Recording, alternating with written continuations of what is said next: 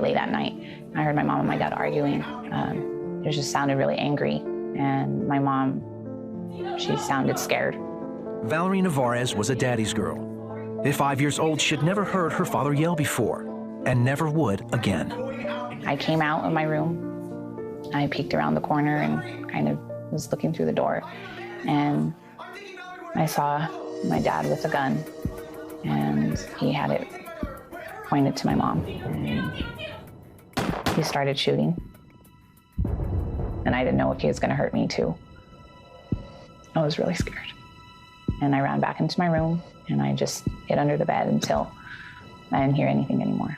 And I took my flashlight, and I just kind of looked around, and I didn't see them. The only thing that was left was the blood. And I don't think I understood what really happened. I was still expecting them to come back for me.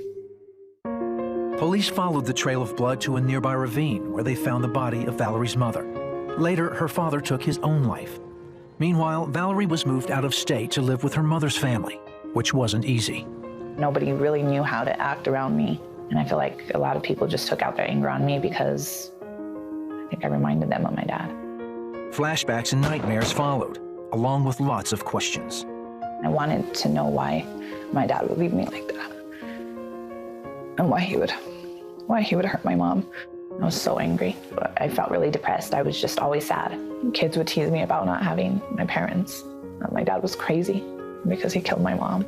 I remember thinking, I don't want to be here anymore. I don't want to live. By the 6th grade, she had started using drugs and drinking alcohol to numb the pain of abandonment and betrayal.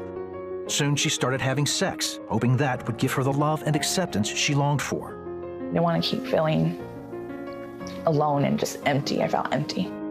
Then at 16, she had a baby girl. It felt like I was going to be able to have something of my own. And so I stopped drinking, I stopped doing drugs, and I just wanted to be the best mom that I could.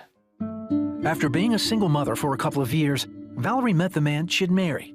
Knowing that they'd need help as a young family, they started going to church. We decided that we needed to go to church if we were going to make it. And they would always ask for people to come for prayer. And I remember just crying, just feeling a release. But Valerie was still holding on to the pain, anger, and disappointment of her past.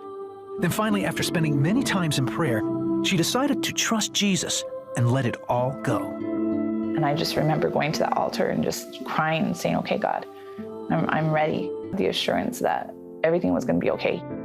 It was like he was telling me, like, I never left you. I was your father the whole time.